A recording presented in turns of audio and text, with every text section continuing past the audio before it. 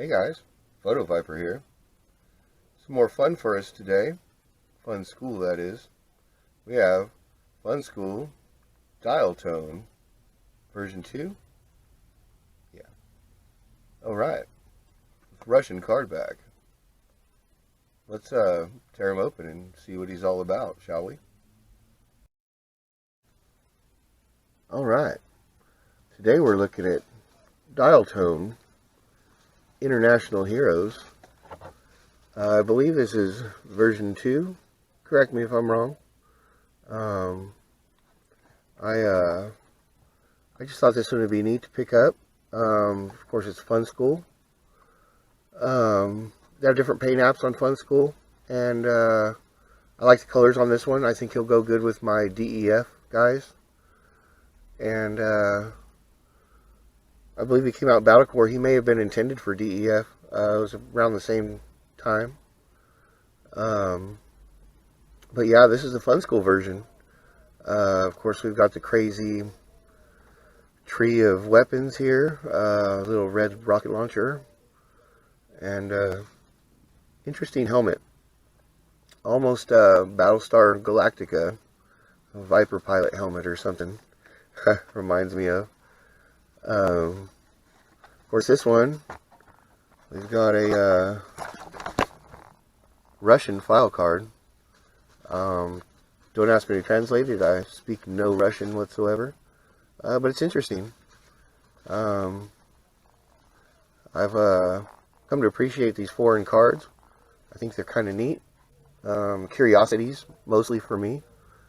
And I kind of dig them. So without further ado, let's go ahead and crack him open and see what he's about.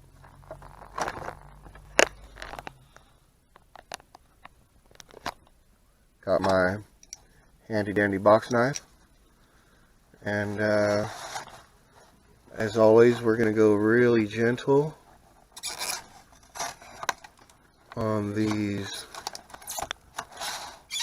cards. I like to preserve the artwork and the file cards on the back.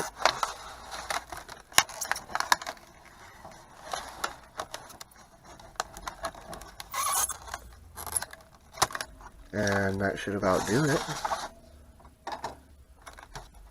We've got this here, and that's gone. Alright. Of course, we've got a red rocket launcher here. And some green missiles to go with it. So this card's kind of cool because it's got the, of course, figure stand. It's got Dial Tone's original gun in a weird lime green. And maybe a 45 or a Beretta or something. And then a big crazy machine gun that's like 10 times too big. But we don't use much of this stuff anyways. I'll take the stand and the rest will go in a bin, you know. But of course we've got Dial Tone himself. He looks like a happy camper, doesn't he? He's slightly different mold than the original. I honestly prefer the original, but you know, it's always nice to have a little differences here. His swivel arm is really tight. I'm almost afraid to move it. Maybe I'll soak him in some hot water later and loosen that up. In the meantime, he can have a little bit of a wonky arm there. It's okay. Other arm, bends good. Pivot's good. I can deal with that. Legs, nice and tight. Oh yeah. It's a really nice color green on the pants. I'm digging it. The blue, not so much, but it's a decent color. It matches basically perfectly with the DEF stuff. So you can go along with Mutt and, you know, Junkyard and those guys and have a mission. I really like that they anodized the rivets in the shoulders to match the color. It's always a bonus. The gloves are a different color green than the pants, and it looks really good. And if you look real close at his face, it's about as zoomed as I'm gonna get, but he's got black hair and a brown mustache and eyebrows. So yeah, there's that. Maybe you got some Just for Men going on in there, touched it up. In either event, it looks pretty good. It's a nice sculpt. A lot of details on his back.